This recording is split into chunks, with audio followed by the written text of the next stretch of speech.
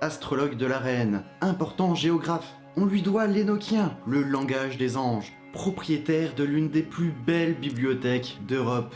Il est aussi grand mathématicien, astronome, occultiste, alchimiste. Qui est donc John Dee?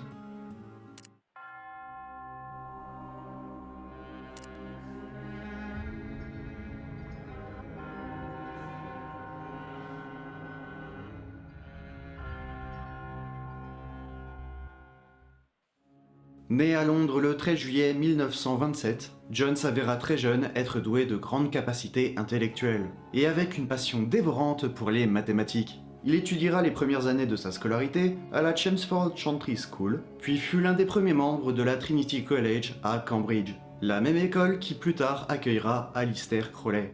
Il voyagea ensuite en Europe pour continuer ses études, à Louvain puis Bruxelles en Belgique, puis commença rapidement à donner des cours sur Euclide et les école qui plus tard accueillera Aleister Crowley. Il voyagea ensuite en Europe pour continuer ses études, à Louvain puis Bruxelles en Belgique, puis commença rapidement à donner des cours sur Euclide et les mathématiques à l'université de Paris. De retour en Angleterre en 1552 avec tout plein d'instruments astronomiques et mathématiques, il étudia avec le mathématicien Jérôme Cardan la mise au point d'une machine à mouvement perpétuel. Ah, Jérôme Cardan, comme les cardans. Ah ouais, Jérôme Cardan, comme les cardans. Continuons. C'est-à-dire qui ne nécessite pas d'énergie et peut tourner indéfiniment. Il refusa en 1554 un poste d'enseignant-chercheur en mathématiques proposé par l'université d'Oxford, ayant une divergence d'opinion sur comment les mathématiques étaient enseignées là-bas. Pour lui, ce n'était pas assez poussé. Comme son père avant lui, marchand et membre officiel de la cour d'Henri VIII, qui plus est, il rejoint l'année suivante la Worshipful Company of Mercers, qui regroupe les associations et guildes commerciales de Londres. Car oui, Dee était désireux d'atteindre un statut social élevé, surtout s'il pouvait accéder à la cour. Sauf que tout ne se passa pas comme il le désirait, c'est même tout le contraire. Ses intérêts pour les sciences non conventionnelles, ses activités ésotériques et sa personnalité de mystique plein de secrets ont engendré des suspicions de la cour qui finira par l'accuser de trahison et le faire arrêter. Pourquoi? Vous n'êtes pas prêts, c'est très con.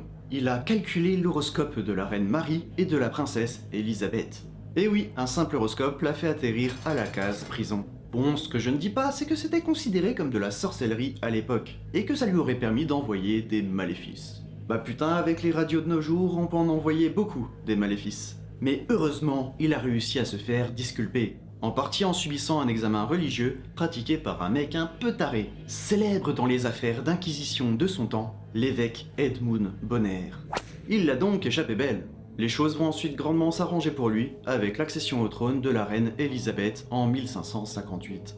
Intéressée par les sciences et l'astrologie, elle lui demande d'être son conseiller personnel. Elle l'aurait même appelé son Merlin. Et c'est d'ailleurs lui qui va décider du jour de son couronnement, afin de renforcer sa légitimité et assurer le succès du règne de la reine. Et comme il n'avait déjà pas assez de cordes à son arc, il devient conseiller en navigation, soutenant le pays dans ce qu'on appelle les grandes découvertes de l'Angleterre, qui consistaient à l'exploration et la cartographie du monde, formant également de grands navigateurs qui y participeront. On lui doit d'ailleurs l'appellation d'Empire britannique. Mais passons à ce qui nous intéresse le plus sur cette chaîne, son lien avec l'occultisme. Bien que fervent chrétien, Dee était assoiffé de savoir. Il voulait tout connaître, il voulait des réponses sur tout. C'est pour ça qu'il s'est penché vers le surnaturel, n'arrivant pas à atteindre son objectif avec la voie traditionnelle. Il voulait des réponses et voulait les demander directement à des anges. Il essaya de rentrer en contact avec eux au travers de boules de cristal, mais surtout via des médiums, dont un en particulier qui va changer sa vie, Edward Kelly. Ce clerc de notaire, alchimiste et médium autoproclamé, aurait la capacité de communiquer avec des êtres surnaturels. Il n'en fallait pas plus à Dee pour s'associer avec lui. Ensemble, ils essayèrent donc d'entrer en contact avec ces anges. Kelly, utilisant un miroir, se plongeait en état de transe et décrivait ce qu'il voyait à Dee. C'était souvent des visions de l'archange Uriel qui lui parlait. Dee, quant à lui, était chargé de tout retranscrire sur papier. Ça me rappelle l'épisode de South Park sur les Mormons, où Joseph Smith regarde dans un chapeau lui offrant une vision de Dieu qu'il décrit à son acolyte pour que celui-ci retranscrive tout à l'écrit. De cette façon, les anges leur auraient communiqué le langage céleste que l'on connaît surtout sous le nom de langage énochien. Ce langage originel est utilisé par les anges ainsi que par Adam et Ève avant leur chute. Après